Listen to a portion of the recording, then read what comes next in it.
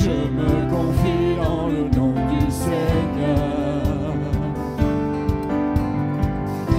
Je lève les mains dans le nom du Seigneur. Je danse de joie dans le nom du Seigneur. Je célébrerai le nom de celui que mon cœur aime. Oui, je bénirai le nom de mon Sauveur. Je célébrerai le nom de celui que mon cœur aime. Oui, je bénirai le nom du Seigneur.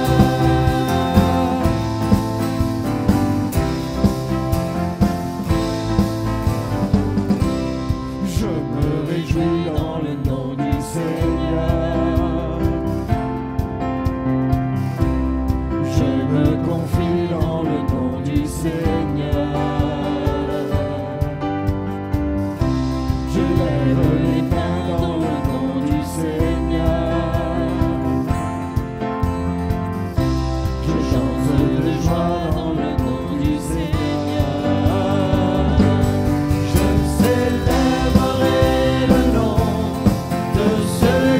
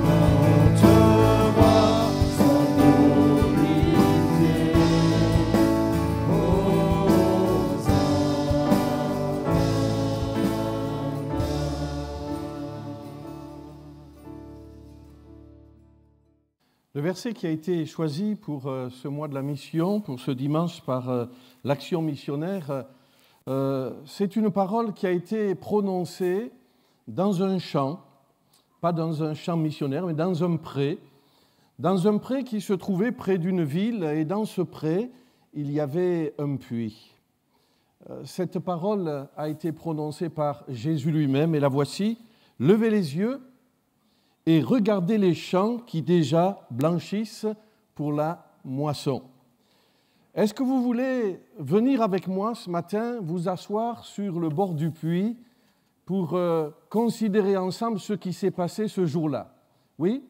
Alors, on va lire dans l'Évangile de Jean au chapitre 4 au verset 3, et on va lire cette belle histoire. Il nous est dit: « Alors Jésus quitta la Judée et retourna en Galilée. Comme il fallait qu'il passe par la Samarie, il arriva dans une ville de Samarie nommée Sichar, près du champ que Jacob avait donné à Joseph, son fils. Là se trouvait le puits de Jacob. Jésus, fatigué du voyage, était assis au bord du puits. C'était environ midi. Une femme de Samarie vint puiser de l'eau. Jésus lui dit: « Donne-moi à boire », car ses disciples étaient allés à la ville pour acheter des vivres. La femme samaritaine lui dit: « Comment, toi qui es juif, me demandes-tu à boire à moi qui suis une femme samaritaine ?» Les Juifs, en effet, n'ont pas de relation avec les Samaritains. Jésus lui répondit: « Si tu connaissais le don de Dieu, et qui est celui qui te dit « Donne-moi à boire », tu lui aurais toi-même demandé à boire, et il t'aurait donné de l'eau vive. » « Seigneur, lui dit la femme, tu n'as rien pour puiser, et le puits est profond. D'où aurais-tu donc cette eau vive? Es-tu plus grand que notre père Jacob, qui nous a donné ce puits et qui en a bu lui-même, ainsi que ses fils et ses troupeaux? » Jésus lui répondit: « Quiconque boit de cette eau aura encore soif. Mais celui qui boira de l'eau que je lui donnerai n'aura jamais soif. Et l'eau que je lui donnerai deviendra en lui une source qui jaillira jusque dans la vie éternelle. » La femme lui dit: « Seigneur, donne-moi cette eau afin que je n'ai plus soif et que je ne vienne plus puiser ici. » « Va, lui dit Jésus, appelle ton mari et viens ici. » La femme répondit: « Je n'ai pas de mari. » Jésus lui dit: « Tu as raison de dire « je n'ai pas de mari », car tu as eu 5 maris. Et celui que tu as maintenant n'est pas ton mari. En cela, tu as dit vrai. »« Seigneur, lui dit la femme, je vois que tu es prophète. Nos pères ont adoré sur cette montagne. Et vous dites-vous que le lieu où il faut adorer est à Jérusalem. » « Femme, lui dit Jésus, crois-moi, l'heure vient où ce ne sera ni sur cette montagne, ni à Jérusalem que vous adorerez le Père. Vous adorez ce que vous ne connaissez pas. Nous adorons ce que nous connaissons, car le salut vient des Juifs, mais l'heure vient, et elle est déjà venue, où les vrais adorateurs adoreront le Père en esprit et en vérité, car ce sont là les adorateurs que le Père demande. Dieu est esprit, et il faut que ceux qui l'adorent en esprit et en vérité. La femme lui dit: « Je sais que le Messie doit venir, celui qu'on appelle Christ. Quand il sera venu, il nous annoncera toutes choses. » Jésus lui dit: « Je le suis, moi qui te parle. » Là-dessus arrivèrent ses disciples qui furent étonnés de ce qu'il parlait avec une femme. Toutefois, aucun ne dit « Que demandes-tu » ou « De quoi parles-tu avec elle ?» Alors la femme, ayant laissé sa cruche, s'en alla dans la ville et dit aux gens: « Venez voir un homme qui m'a dit tout ce que j'ai fait. Ne serait-ce point le Christ ?» Ils sortirent de la ville et ils vinrent vers lui. Sautons au verset 39. Plusieurs Samaritains de cette ville crurent en Jésus à cause de cette déclaration formelle de la femme. « Il m'a dit tout ce que j'ai fait. » Aussi, quand les Samaritains vinrent le trouver, ils le prièrent de rester auprès d'eux et il resta là 2 jours. Un beaucoup plus grand nombre crurent à cause de sa parole et il disait à la femme: « Ce n'est plus à cause de ce que tu nous as dit que nous croyons, mais nous l'avons entendu nous-mêmes et nous savons qu'il est véritablement le Sauveur du monde. » Après ces 2 jours, Jésus partit de là pour se rendre en Galilée. Amen. Je ne sais pas si dans la lecture, vous avez discerné que nous sommes en présence d'un récit à connotation missionnaire. C'est ce que nous allons voir maintenant. Et je voudrais retenir 3 images dans cette belle histoire qui vont donner le titre de mon message et en former la trame. Tout d'abord, c'est le puits. Ensuite, c'est l'eau vive. Et enfin, la source jaillissante. Le puits, vous l'avez compris, c'est le puits de Jacob. L'eau vive, c'est celle que donne Jésus. Et la source jaillissante, c'est l'expérience que va faire la Samaritaine. Il y a en réalité dans ces 3 images 3 étapes. 3 étapes du travail missionnaire. 3 étapes du travail missionnaire que Jésus va faire auprès de la Samaritaine et auprès des Samaritains pour la faire passer de sa religion, de ses traditions ancestrales typifiées par ce puits, à la révélation messianique, l'eau vive qui désaltère, et par son témoignage auprès des siens, devenir une source jaillissante. Le puits de Jacob. Ce puits, il est localisé, il est près de la ville de Sichar, qui se trouve en Samarie. Il est connu, c'est le puits de Jacob, il est bien identifié, c'est l'héritage de Joseph. C'est Joseph qui a hérité de ce champ et donc qui a hérité du puits. C'est intéressant parce que, vous savez, Joseph, c'est le type même du missionnaire. Joseph, c'est le missionnaire de la famille. Joseph, c'est lui qui est allé en Égypte, où il y avait de multiples divinités et qui a rendu témoignage du Dieu véritable. D'ailleurs, quand Jacob, arrivé au terme de sa vie, va bénir ses enfants et prononcer une bénédiction prophétique sur chacun d'eux, il dira de Joseph, « Joseph est le rejeton d'un arbre fertile près d'une source. Les branches s'élèvent au-dessus de la muraille. » Quelle belle image de la mission, n'est-ce pas? Les branches s'élèvent au-dessus de la muraille. Apporter le fruit de la révélation, le fruit de la foi, au-delà de la muraille, au-delà de nos frontières nationales.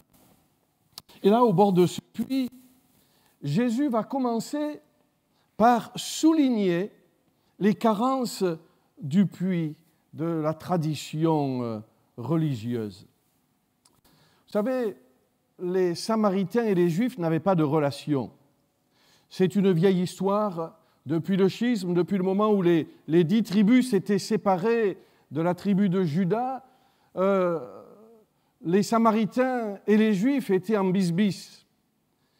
Et c'était tellement grave que les Juifs disaient, de manière ironique et un peu méchante, mais le sang des porcs. Or, vous savez ce que représente le porc pour un Juif, c'est un animal impur. Il disait le sang des porcs est plus pur que toutes les eaux, que toutes les rivières de Samarie. C'était méchant, hein? Le sang des porcs est plus pur que les eaux de Samarie. On comprend l'étonnement de la femme samaritaine qui dit « Mais comment toi qui es juif, tu me demandes à boire à moi qui suis une femme samaritaine ?» Voyez la finesse de Jésus.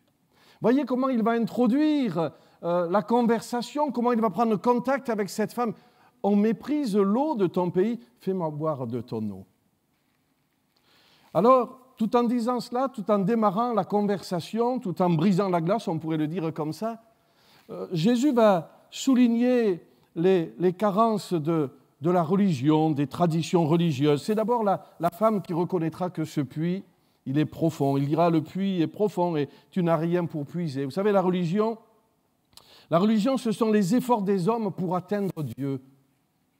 Et l'eau vive que donne Jésus, l'Évangile, c'est Dieu qui vient au milieu des hommes. Le puits de la religion, il est profond. De toutes les religions. Même des religions chrétiennes, au-delà de la nouvelle naissance, ça reste quelque chose de difficile à vivre. Le puits de la religion est profond. Le puits de la religion, finalement, c'est la loi. C'est il faut faire, il faut aller puiser là-bas au fond et c'est pas facile. Il faut faire, il faut mériter son salut, il faut faire des œuvres, il faut faire. Mais l'eau vive que donne Jésus, c'est la grâce. C'est pas il faut faire, c'est déjà fait. Vous savez que c'est ce que Jésus a dit sur la croix. Il a dit c'est déjà fait. C'est plus il faut faire, c'est plus la loi, c'est la grâce. Tout est accompli. Alléluia.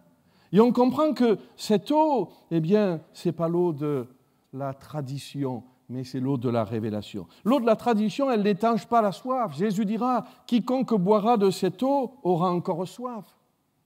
L'eau de la tradition, l'eau de la religion n'apporte pas de conviction. Cette femme le reconnaîtra. Nos pères ont adoré sur cette montagne et vous dites-vous qu'il faut adorer à Jérusalem. Elle avait sa religion, mais elle ne savait pas si Dieu l'entendait vraiment. La religion ne libère pas du péché. Jésus lui dira, tu as eu 5 maris. Et l'homme qui est avec toi maintenant n'est pas ton mari. Voyez, chers amis, il y a une soif dans le monde que ni la culture, ni les traditions, ni les religions ne peuvent étancher. Seule la révélation de Jésus, seul l'Évangile peut étancher la soif. C'est la réalité que rencontrent les missionnaires sur les champs. Les peuples sont enfermés dans des croyances qui les laissent dans leur soif spirituelle. Mais Jésus, après avoir souligné, dénoncé les carences de la religion, c'est-à-dire d'un effort pour atteindre Dieu sans avoir de véritable relation avec lui, Jésus va proposer de l'eau vive, la révélation messianique.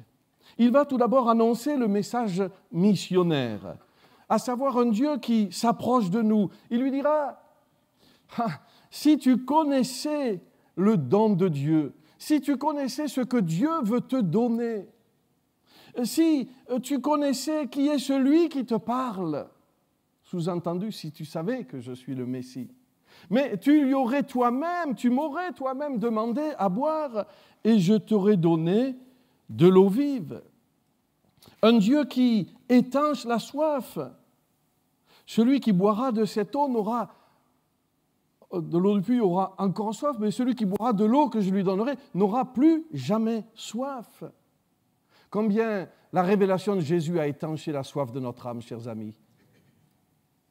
Un Dieu qui libère du péché. Jésus va lui dire, va, appelle ton mari et viens ici. La Bible ne nous a pas dit si le concubin est venu, mais pratiquement toute la ville est venue, et certainement que la vie de cette femme aussi a dû changer. Un Dieu accessible où que nous soyons. Jésus lui dira, ce n'est ni sur cette montagne, ni à Jérusalem que vous adorerez. En effet, depuis le schisme, depuis la division, les Samaritains ne pouvaient plus aller au temple, c'est pourquoi ils adoraient sur une montagne. Et Jésus lui dit ceci, ce ne sera plus ni sur cette montagne, ni à Jérusalem. Quelle belle prophétie donne Jésus à ce moment-là. Est-ce que vous la discernez? Parce que depuis la Pentecôte, depuis la venue du Saint-Esprit, et depuis que la religion est devenue véritable relation, eh bien, on n'adore plus sur une montagne, on n'adore plus au temple à Jérusalem ou dans une cathédrale ou même ici, bien que oui, on adore ici et à Jérusalem aussi, mais on n'est pas obligé d'aller à tel endroit précis pour adorer.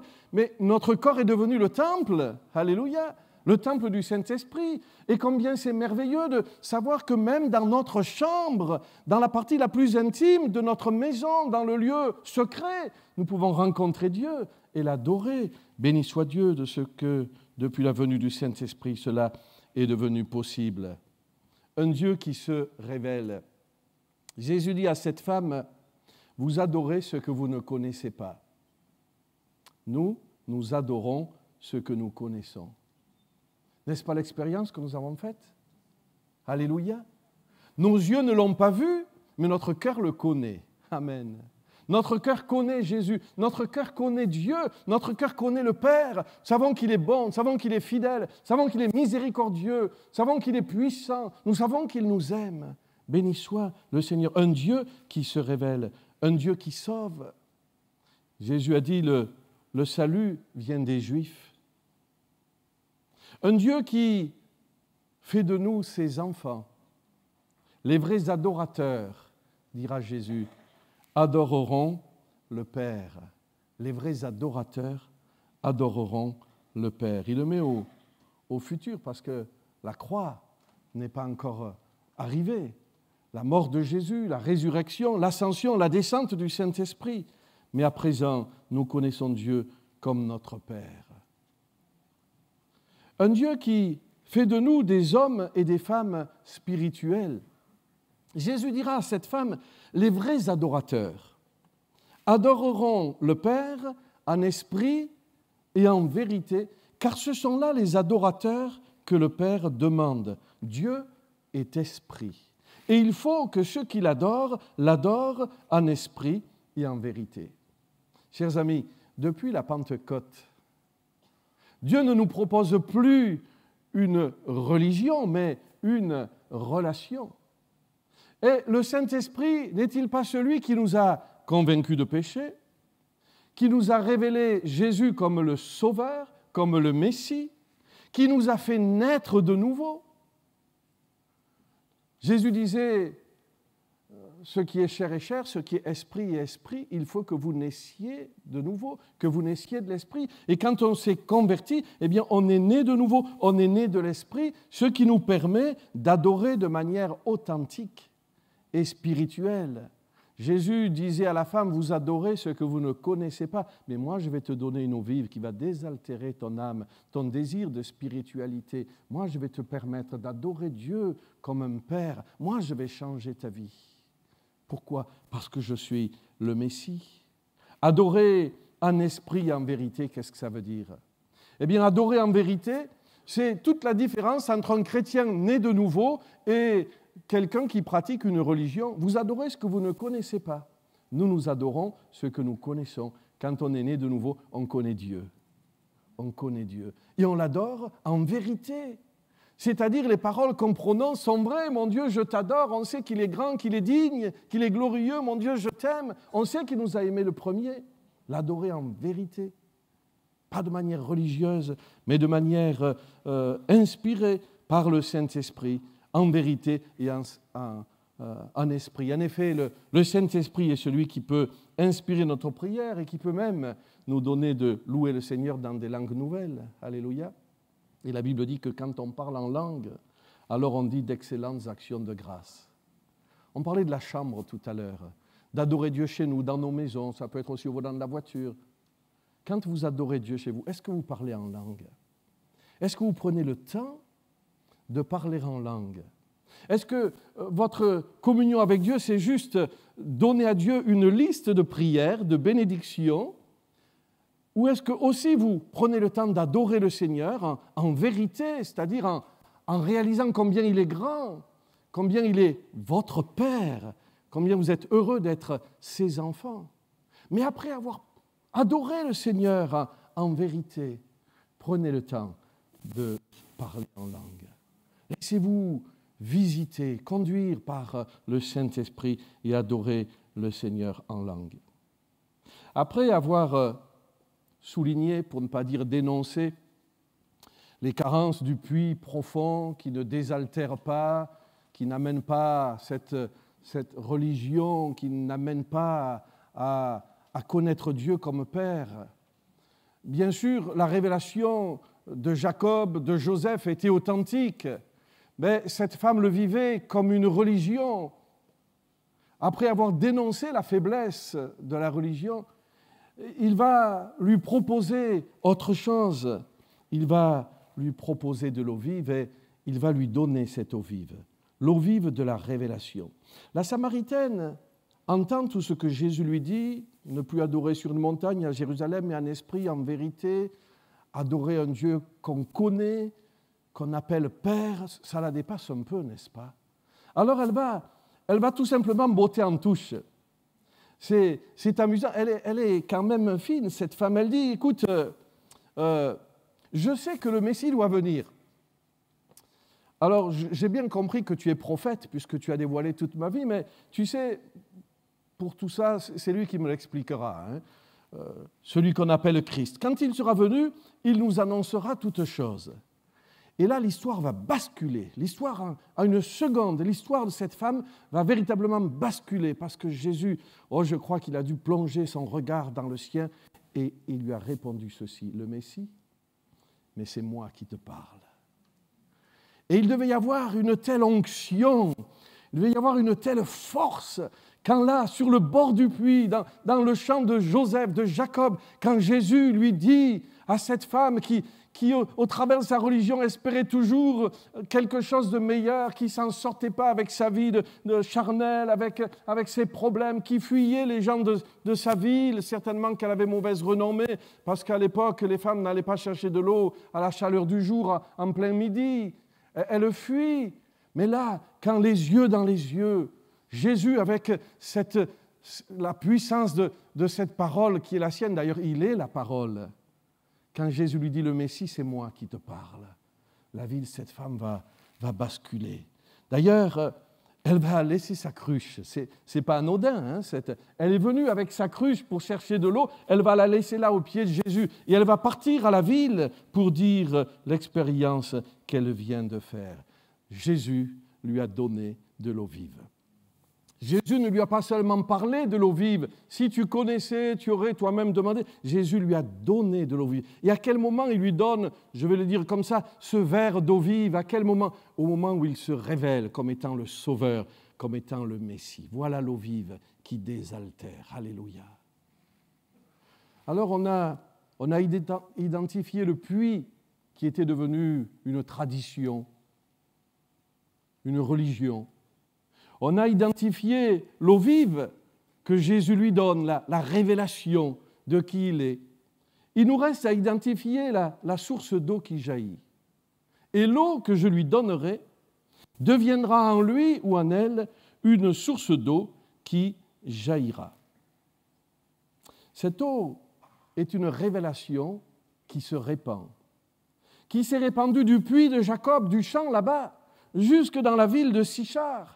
Parce que la femme, ayant laissé sa cruche, s'en alla dans la ville, et elle qui fuyait le regard des autres, elle va dire aux gens, venez voir un homme, il m'a dit tout ce que j'ai fait.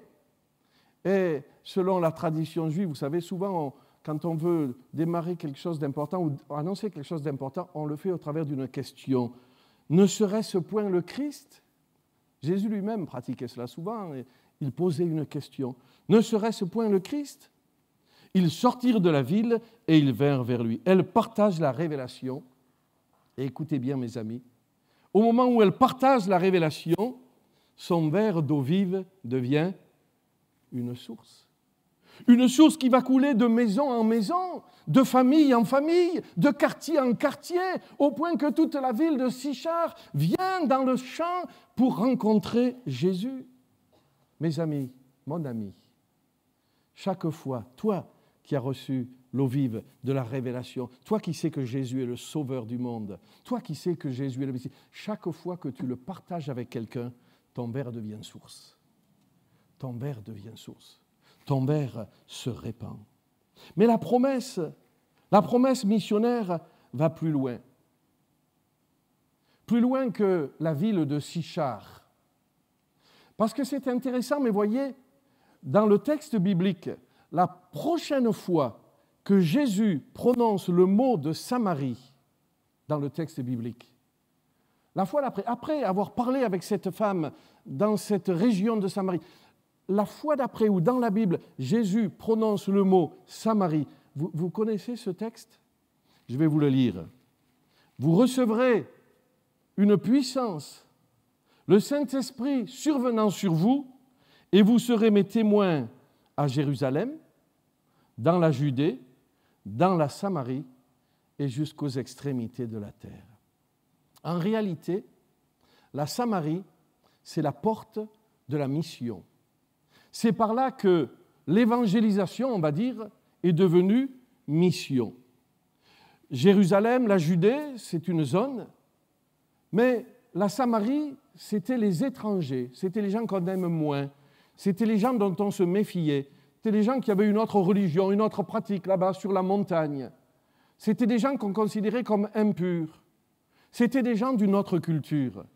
Et à partir du moment où on passe cette barrière d'apporter le message de l'Évangile à des personnes qui sont d'une autre culture que la nôtre, alors c'est la mission. Cette source d'eau vive, qui a commencé à couler à Sichar, eh bien, mes amis, elle n'a jamais tari. Elle n'a jamais tari. Elle est allée de la Samarie à la Grèce, de la Grèce à Rome, de Rome en France et jusqu'aux extrémités de la terre. Elle est même venue couler jusqu'à Nîmes, alléluia. Et elle coule encore au travers de vous. Chaque fois que tu rends témoignage, l'eau vive devient source jaillissante et elle se répand un peu plus loin, mais la promesse va plus haut. On a dit que la promesse allait plus loin, mais elle va aussi plus haut. Jésus a dit de Samarie jusqu'aux extrémités de la terre, mais là, elle va plus haut. Parce que Jésus dit, l'eau que je lui donnerai deviendra en lui une source d'eau qui jaillira jusque dans la vie éternelle. Des extrémités de la terre jusqu'au ciel. Bon, déjà, je pense que la Samaritaine, si on lui avait dit, tu sais, ta source va couler jusqu'aux extrémités de la terre, elle aurait dit, il y a quelque chose qui m'échappe là. Mais si vous lui aviez dit, ta source, elle va couler jusque dans le ciel, elle va dire, là, je ne comprends vraiment plus rien. Et pourtant, c'est arrivé. Écoutez, un beaucoup plus grand nombre crurent à cause de sa parole, de la parole de Jésus, et ils dirent à la femme samaritaine, ce n'est plus à cause de ce que tu nous as dit que nous croyons, car nous l'avons entendu nous-mêmes et nous savons qu'il est véritablement le Sauveur du monde. Ne croyez-vous pas qu'avec une telle confession de foi, les gens de Sichar ont dit, nous l'avons entendu nous-mêmes ton Messie, et nous savons, ils ne disaient pas, on suppose, oui, tu as raison, c'est peut-être, non, nous savons qu'il est véritablement, les mots choisis sont forts, nous savons qu'il est véritablement le Sauveur du monde. Alléluia. Bien, mes amis, ces gens, on va les retrouver au ciel, non? S'ils croient que Jésus est le Sauveur du monde, on va les retrouver au ciel. Donc la source de la femme samaritaine, la source d'eau vive que Jésus lui a confiée, qu'elle a transformée en source parce qu'elle l'a répandue, eh bien, elle coule jusque dans la vie éternelle. Alléluia. Et quand nous rendons témoignage, eh bien, nous faisons couler notre source jusque dans la vie éternelle. Vous comprenez pourquoi ce texte commence par ces mots « Il fallait qu'il passe par la Samarie ». Ce n'était pas juste un impératif géographique parce qu'il fallait qu'il aille de Jérusalem et de remonter en Galilée, il faut passer par la Samarie, non. Ce n'était pas juste un impératif géographique, c'était un impératif missionnaire. Il fallait que les gens de Sichar sachent vraiment qu'il est véritablement le Sauveur du monde, qu'il est véritablement le Messie. C'est pour cela que c'est important la mission. C'est important la mission. Cette population étrangère qui n'avait pas accès au temple, à la révélation, ils avaient besoin d'entendre que Jésus était le Messie. Il faut qu'il y ait des gens devant le trône de Dieu, devant le trône de Jésus, des gens de toute tribu, de toute langue, de tout peuple, de toute nation. Écoutez, la mission, vous savez, ce n'est pas juste remplir le ciel d'âmes sauvées. C'est pas que ça la mission. Ce n'est pas juste remplir le ciel d'âmes sauvées.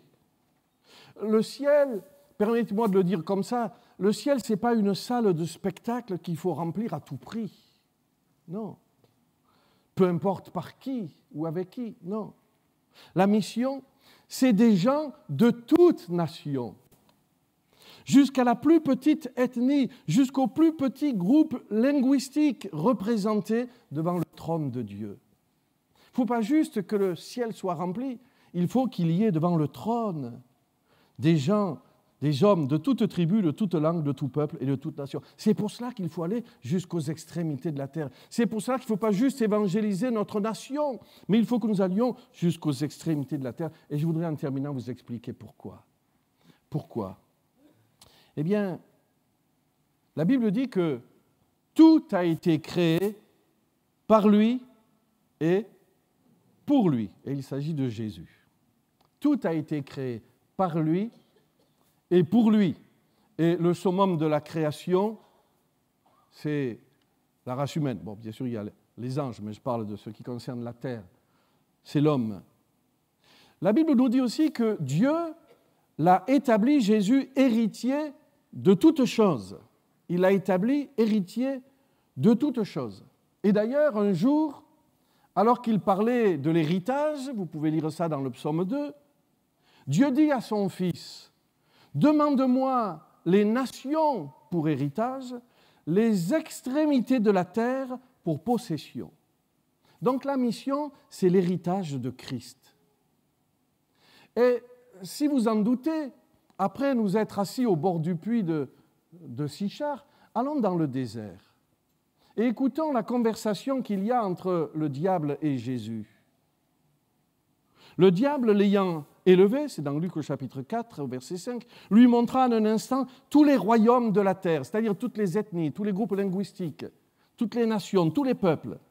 Il lui dit, « Je donnerai toute cette puissance et la gloire de ces royaumes, car elle m'a été donnée et je la donne à qui je veux. Si donc tu te prosternes devant moi, elle sera toute à toi. » Vous savez ce que Jésus a répondu? « Tu adoreras le Seigneur ton Dieu et tu le serviras lui seul. » La mission, c'est d'aller jusqu'aux extrémités de la terre pour ramener tous les royaumes à celui qui est le roi des rois.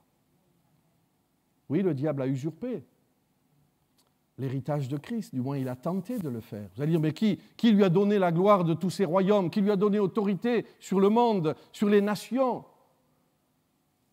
C'est nous. C'est d'abord Adam et Ève.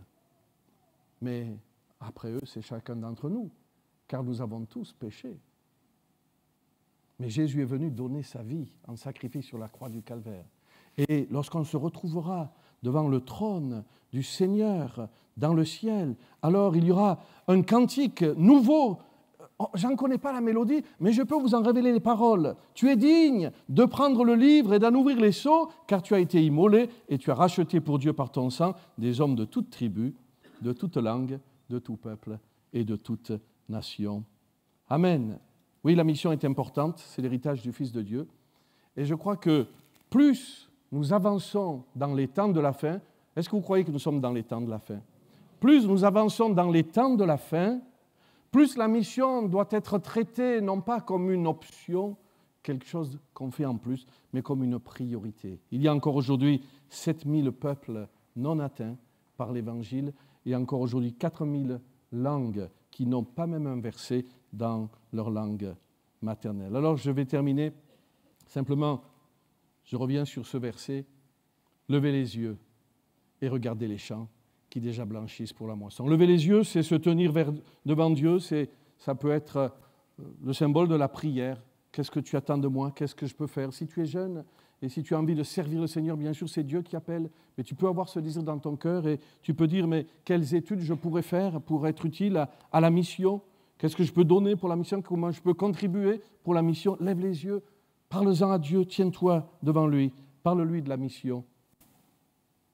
Et si le Seigneur t'appelle, il te le fera connaître. Levez les yeux et regardez. Regardez, c'est s'intéresser à la mission, s'informer, c'est peut-être faire un voyage missionnaire, c'est chercher la volonté de Dieu, c'est peut-être faire s'inscrire pour la revue Mag Mission, c'est prendre le petit livret, vous pouvez le télécharger sur le site de l'Action missionnaire pour avoir un sujet de prière tous les jours pendant ce mois de décembre. Levez les yeux et regardez les champs qui déjà blanchissent pour la moisson. Amen. L'Action missionnaire a des missionnaires envoyés dans le monde, présents en Afrique, au Maghreb, en Asie du Sud-Est, à Mayotte et au Vanuatu. Et l'Action missionnaire travaille dans le domaine de l'évangélisation, de la formation, de la traduction, de l'enfance et de l'action sociale. Nous allons vous proposer aujourd'hui, pour cette année 2024 qui va commencer, ça y est, 6 projets dans 5 pays. Donc, je crois que ça doit être...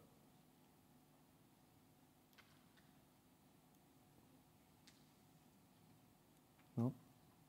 Oui, ok. Voilà, 6 projets dans 5 pays concernant la formation en Centrafrique, l'enfance au Niger et également l'enfance en Centrafrique. On va voir donc ces projets, les uns après... Ah, je me trompe de bouton, c'est celui d'en bas. Voilà, en Centrafrique, il s'agit de finaliser une école chrétienne, une école de la mission à Bokanga, qui a fait sa rentrée l'an dernier avec une centaine d'élèves, 3 enseignants. L'établissement est très apprécié et apporte un témoignage formidable aux enfants et au travers des enfants à leurs familles, alors que cette école se trouve dans une région isolée en pleine brousse. On aimerait faire évoluer un petit peu cette école en créant un bureau pour le directeur, accolé au bâtiment. Un deuxième bâtiment doit être terminé et les classes doivent être maintenant équipées de tables, de bancs, de latrines et forage d'un puits pour amener l'eau sur le terrain. Il y a également un projet formation au Congo-Brazzaville où l'Institut biblique Limadak à Brazzaville est maintenant totalement achevé, mais il faut équiper ce bâtiment, cette école biblique, équiper les autres salles avec des tables, des chaises, meubler l'internat afin que la rentrée 2024-2025 puisse bien se passer et accueillir les étudiants non seulement de Brazzaville, mais de tout le pays, depuis l'intérieur du pays. Cette école biblique est très cotée et donc il y a même d'autres mouvements évangéliques qui envoient leurs pasteurs se former dans cet institut biblique. À Madagascar,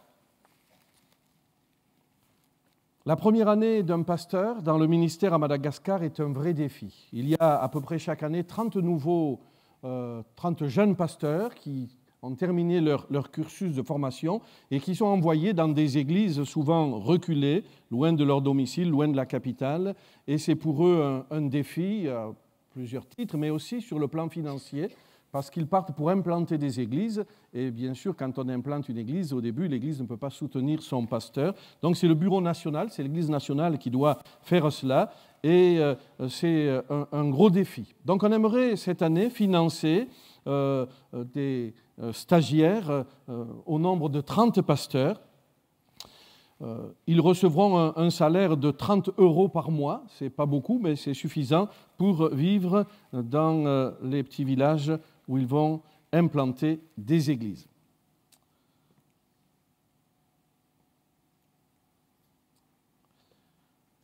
Nous vous proposons également de prier avec nous selon ce que le Maître a donné comme sujet de prière. Il a dit « Priez le Maître de la moisson d'envoyer des ouvriers dans la moisson ». Et nous vous proposons, chez vous, en Église, de prier pour les sujets suivants. Nous avons besoin d'un missionnaire évangéliste pour le Sénégal, pour la partie de la Casamance, qui est une partie un peu particulière, je ne vais pas m'étendre sur les détails, mais qui jusqu'à ce jour n'a pas été atteinte, n'a pas été évangélisée par nos missionnaires. Nous avons besoin d'un pasteur pour accompagner les chrétiens isolés en Afrique du Nord. Alors, vous comprendrez pourquoi on ne dit pas quel pays, pour des questions de sécurité, mais on a besoin d'un pasteur pour accompagner les chrétiens isolés. Au Tchad, on a besoin d'un pasteur enseignant pour le nouveau institut biblique qui a été créé à la capitale. Il y avait tout au sud du pays, à 500 km, il y avait déjà un institut de théologie qui fonctionne très bien, mais il était important, vu que les choses prennent de l'ampleur, d'ouvrir un institut biblique supplémentaire dans la capitale, et pour cela, il faut un pasteur enseignant. À Madagascar, nous avons besoin d'un missionnaire pour l'église locale, et au Vanuatu, un missionnaire pour développer les écoles chrétiennes. Donc, prions le Maître d'envoyer des ouvriers dans la moisson. Le Niger, soutenir l'école chrétienne Elim. Alors, l'école chrétienne Elim est une école vraiment extraordinaire qui comprend 1000 élèves, qui est maintenant autonome depuis 10 années, qui fonctionne sur ses propres ressources. Mais compte tenu de l'embargo qui a été décrété, de la situation politique difficile, ça devient compliqué pour l'école Elim de pouvoir payer ses enseignants et nous allons les aider pendant une année. Nous allons pourvoir aux frais de fonctionnement de l'école Elim et de son personnel. Je demande votre attention sur le projet suivant qui concerne l'Inde. C'est vrai que l'AEP est également très active en Inde. Sachez que l'Inde, c'est le plus grand réservoir de peuples non atteints par l'Évangile sur le plan mondial. On parle de 1,3 milliard de personnes en Inde qui n'ont jamais entendu le message de l'Évangile. Malgré la persécution sévère, des chrétiens, parmi nos partenaires indiens, ont reçu la vision de former 20 000 pasteurs. Malgré la persécution, et votre pasteur connaît bien ce contexte de l'Inde avec l'action de l'AEP, mais ils ont eu la vision de former 20 000 pasteurs et d'implanter 100 000 églises.